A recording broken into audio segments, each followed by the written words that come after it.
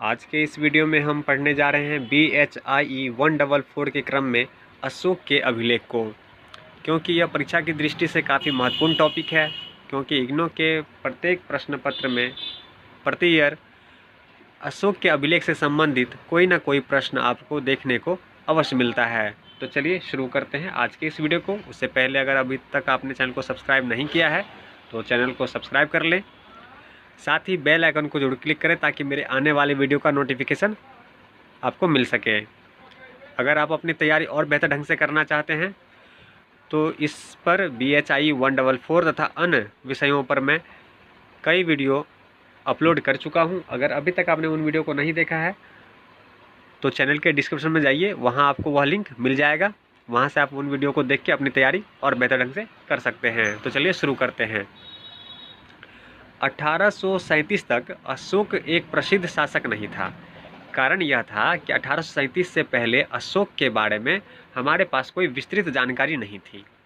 जब east India company द्वारा नियुक्त बंगाल में एक प्रशासनिक सेवक जेम्स प्रिंसेप का सामना एक ब्राह्मी शिलालेख से हुआ, या देव नाम प्रियदर्शी और या फिर प्रियदर्शी यानी कि देवताओं का प्रिय नामक एक राजा का उल्लेख था।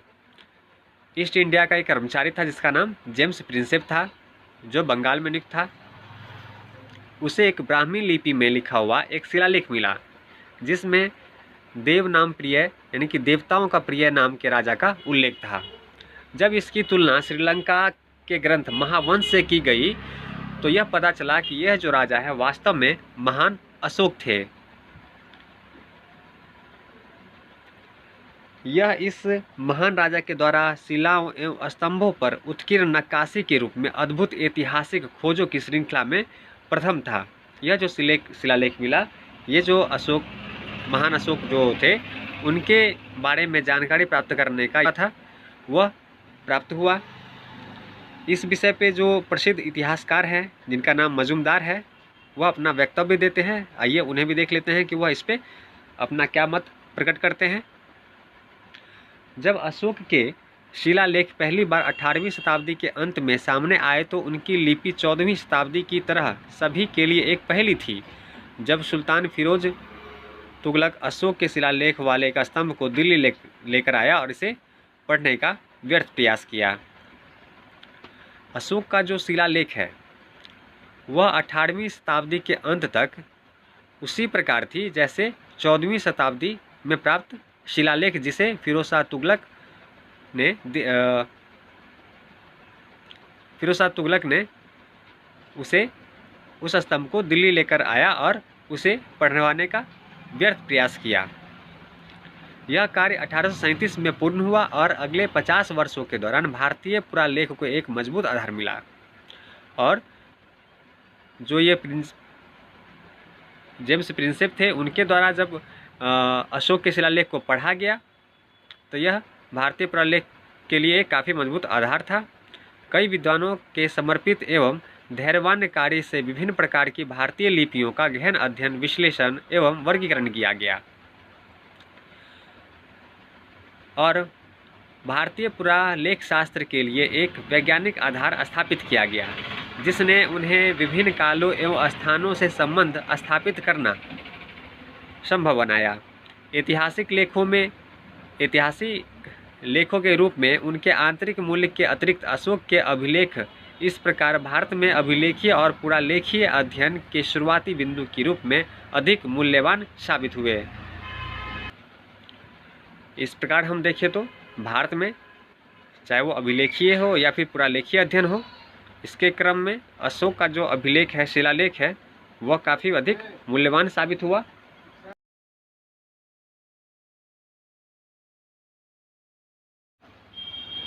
तीसरी शताब्दी BCE के अशोक के अभिलेख उसके शासन के विभिन्न शासकीय वर्षों में उत्कीर्ण किए गए हैं, जो हमें ज्ञात सबसे पुराने पढ़े गए अभिलेख हैं।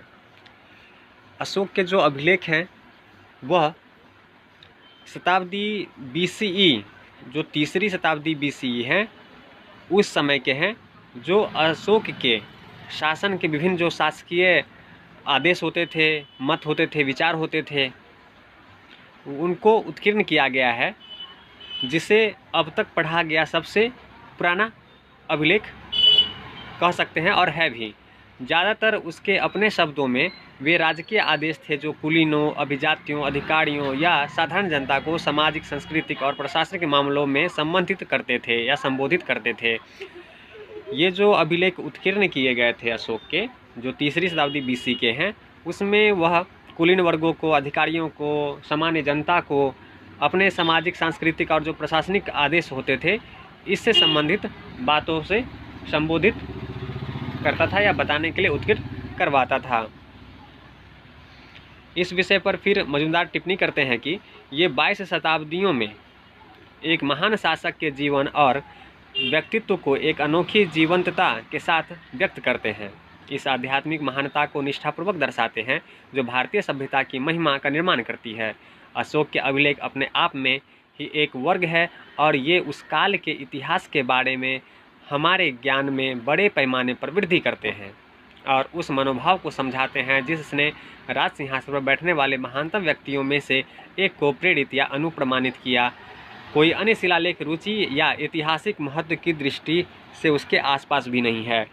तो मजुमदार अशोक के अभिलेख पे टिप्पणी करते हुए कहते हैं कि अशोक ने जो अपने मत व्यक्त और अपने धार्मिक विचारों को, अपने मनोभावों को जनता तक प्रकट करने के लिए जिन शब्दों का प्रयोग किया, जिसमें उसके महानतम व्यक्तित्व की झलक हमें प्राप्त होती है, तथा इस अभिलेख की ऐतिहासिक महत्वता की बात हम करें तो इसके आसपास भी अन्य कोई शिलालेख ऐसी नहीं है जिससे इसकी तुलना कर सके, क्योंकि इसके अंदर जो है वह अशोक ने अपनी भारतीय सभ्यता की महिमा का निर्माण किया है।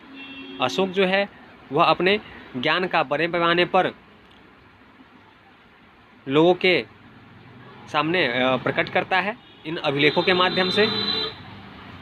ये 3 भाषाओं में प्राकृत, यूनानी और अरमाइक और 4 लिपि जिसमें ब्राह्मी, खरोष्टी, यूनानी और अरमाइक में लिखे गए थे। जो अशोक के ये अभिलेख हैं ये 3 भाषा प्राकृत, यूनानी और अरमाइक, और लिपियों की बात करें तो ब्राह्मी, खरोष्टी, यूनानी और अरमाइक ये 4 लिपि में लिखे गए थे। अशोक ने वर्तमान अफगानिस्तान में स्थित अपने साम्राज्य के कुछ हिस्सों में अरमाइक और यूनानी लिपियों का इस्तेमाल किया था। अशोक ने जो आज का जो अफगानिस्तान है वह उस समय उसके अधिकार क्षेत्र में था, जहां वह अरमाइक और यूनानी लिपि का प्रयोग किया अपने अभिलेखों को उत्कीर्ण करने में।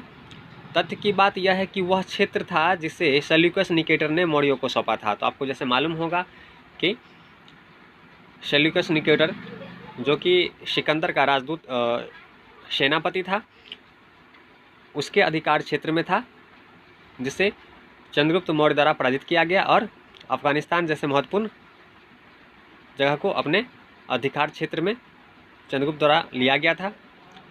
तथा यह इस पीढ़ी दर पीढ़ी अशोक के पास भी आया।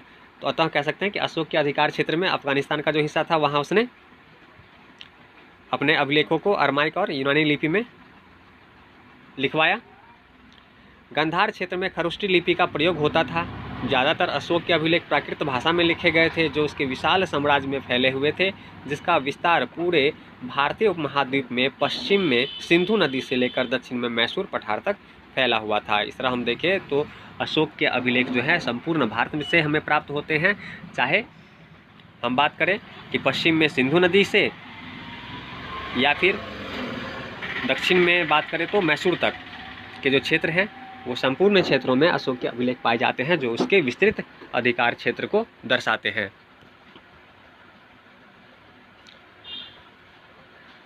अशोक के अभिलेख में 14 बृहद शिलालेख, 7 स्तंभ लेख और कुछ लघु शिलालेख हैं।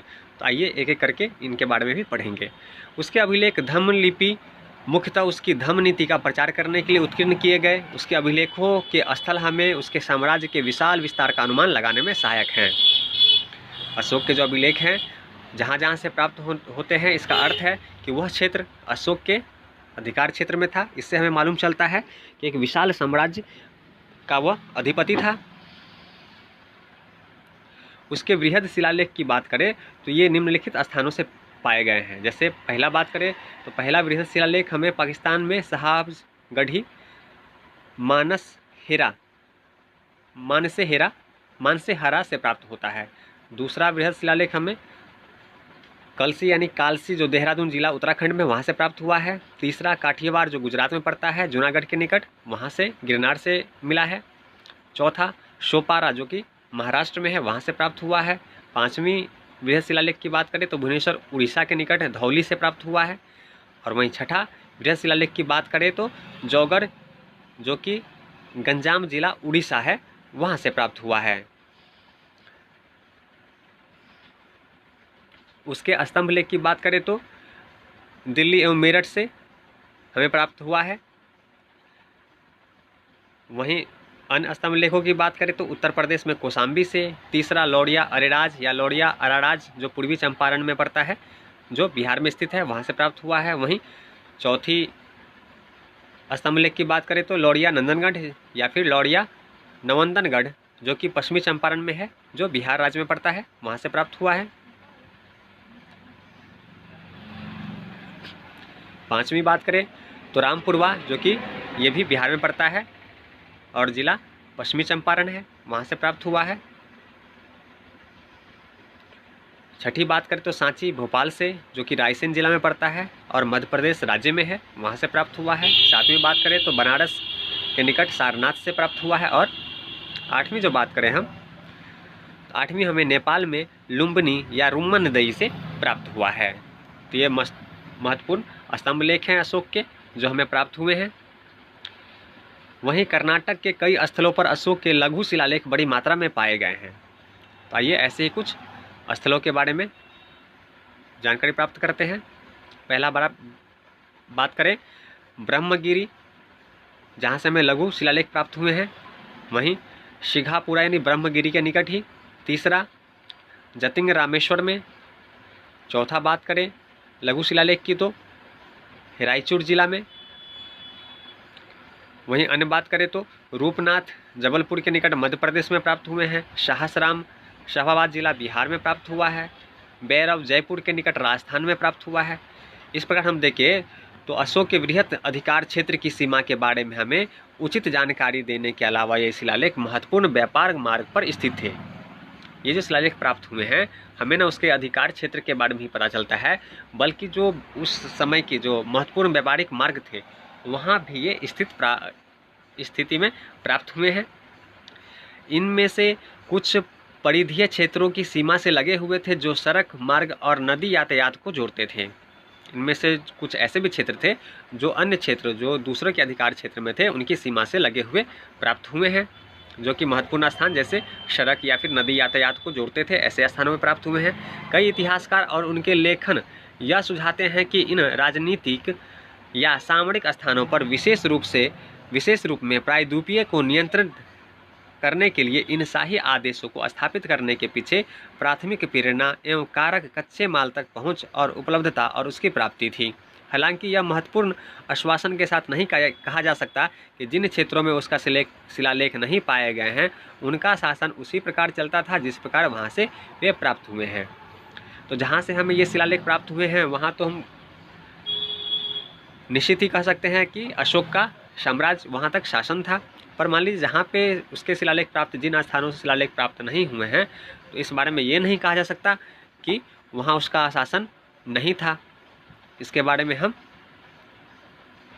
निश्चिंता पूर्वक नहीं कह सकते। यह स्पष्ट ये जो स्थिति है यह स्पष्ट नहीं है।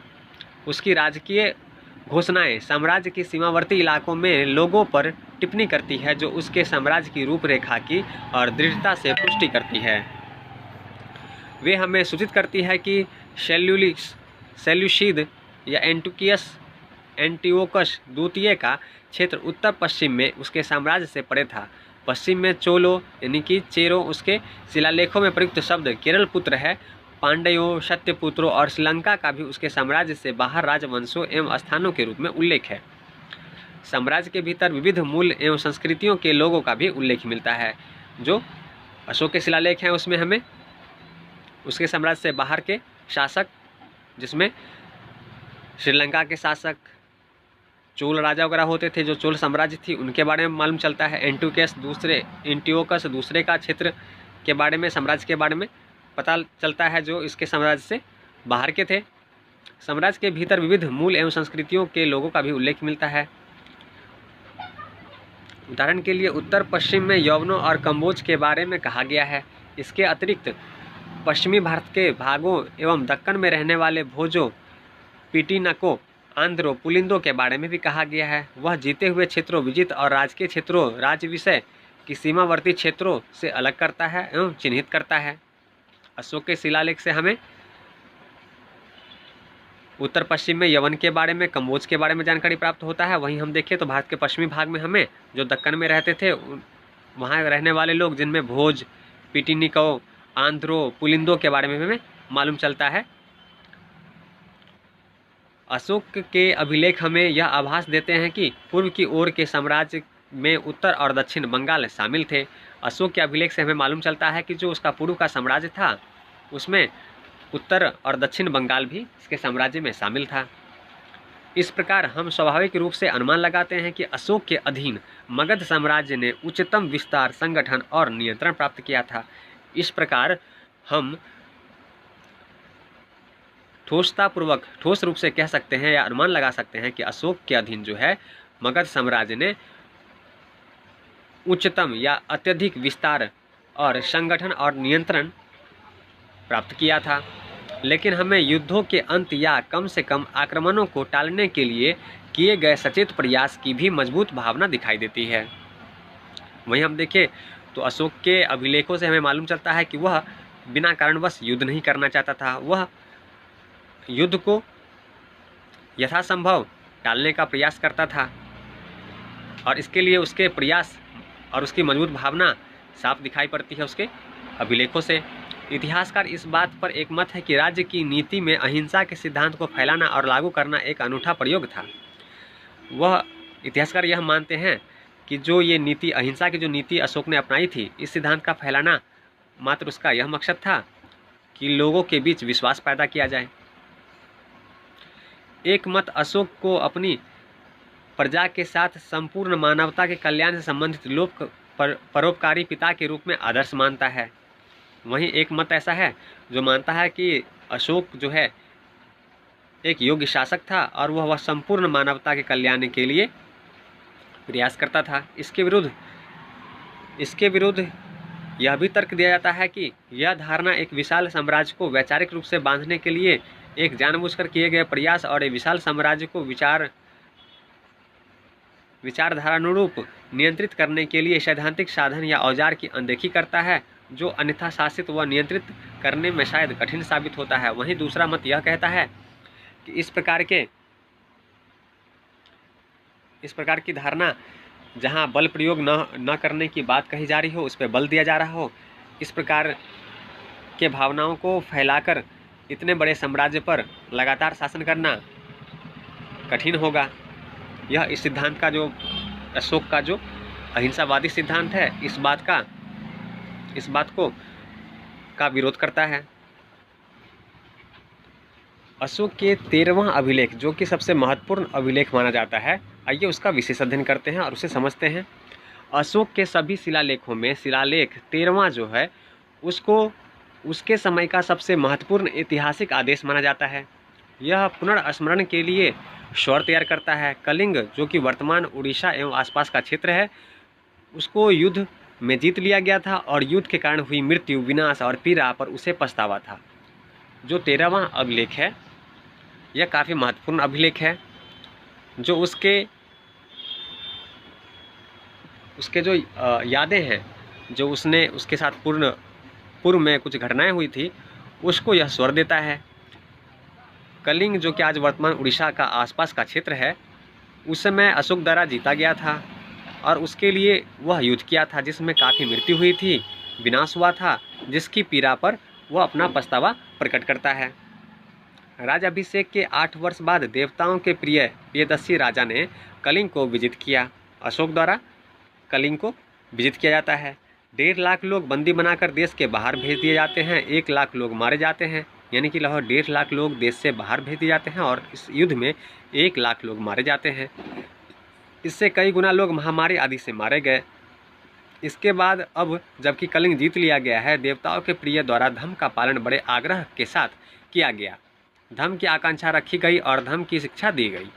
कलिंग जीतने पर देवताओं के प्रिय को पश्चाताप हुआ, क्योंकि जब तक स्वतंत्र देश जीता गया, लोगों की हत्या, युद्ध और देश निष्कासन से देवताओं के प्रिय के मन को अत्यंत दुख पहुंचा और उसका मन बहुत भारी हो गया। देवताओं के प्रिय के इस बात से भी और भी दुखी हैं कि जो लोग वहाँ रहते हैं, चाहे वो ब्राह्मण हो, श्रमण हो या अन्य संप्रदाय के लोग हो, जो अपने से बड़े माता पिता और गुरुओं के प्रति आज्ञाकारिता रखते हैं और अपने मित्रों, परिचितों, व्यक्तियों, सहकर्मियों, संबंधियों, दासों एवं सेवकों के प्रति अनुराग रखते हैं, ये सभी हिंसा, हत्या और अपने प्रियजनों के वियोग से पीड़ित एवं प्रभावित हुए। यहाँ अशोक के शिलालेख में कलिंग युद्ध में मारे गए लोगों पर वह पछतावा प्रकट करता है, या फिर ऐसे लोग भी जो युद्ध में खुद तो शामिल नहीं हुए थे पर युद्ध से प्रभावित हुए थे, अपने प्रियजनों को खोए थे, इस पर वो अपने दुख को प्रकट करता है। यहाँ तक कि जो लोग भाग्य से बच गए और जिनका प्रेम कम नहीं हुआ, वे भी अपने मित्रों, परिचितों, सहकर्मियों और संबंधियों की विपत्तियों के कारण अत्यंत पीड़ा का अनुभव कर रहे हैं। ऐसे लोग भी हैं जो अपने सगे संबंधियों के बिछड़ जाने या इस युद्ध में मारे जाने से काफ़ी दुखी हैं। दुख में सभी पुरुषों की इस भागीदारी ने देवताओं के प्रिय के मन पर काफ़ी बोझ डाला है। इस तरह की घटना ने जो देवता के प्रिय यानी कि अशोक के बारे में कह रहा है, उनके ऊपर काफ़ी बोझ डाला है। यवनों, यूनानियों के अलावा कोई ऐसी भूमि नहीं जहाँ ब्राह्मणों, श्रमणों की धार्मिक व्यवस्था नहीं है। ऐसी कोई भूमि नहीं जहाँ लोग एक दूसरे संप्रदाय को आश्रय न देते हों। कलिंग की विजय के दौरान जिन लोगों की हत्या हुई, मृत्यु हुई या देश निष्कासन हुआ, आज यदि उसका 100वां या 1000वां भाग भी समान रूप से पीड़ित होता है, तो यह देवताओं के प्रिय के मन पर बहुत भारी बोझ होगा, अत्यंत दुख का कारण होगा। ये घटनाएं जो कलिंग युद्ध है वो पूर्व में हो चुकी थी, जिस पर अपने संदेश को वो अभिलेख के माध्यम से जनता के सामने अपने दुख को प्रकट कर रहा है। उसमें वह कह रहा है कि अगर अब ऐसी कोई घटना होती है तो उसके मन को बहुत दुख पहुंचेगा।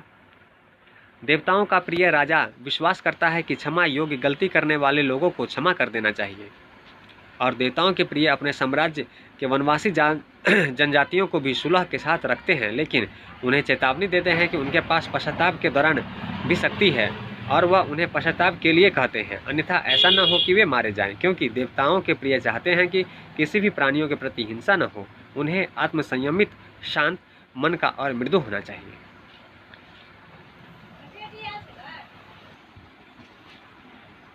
यहाँ हम देखें तो जो अशोक है वह लोगों को सचेत भी कर रहा है, अपनी शक्ति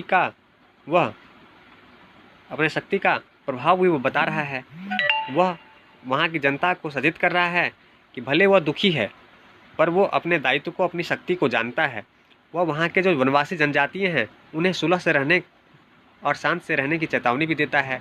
ऐसा न करने पे उनके दौरान उन पर शक्ति प्रयोग का भी वह बात करता है। अतः वो उन्हें संयमित रहने का आज्ञा देता है।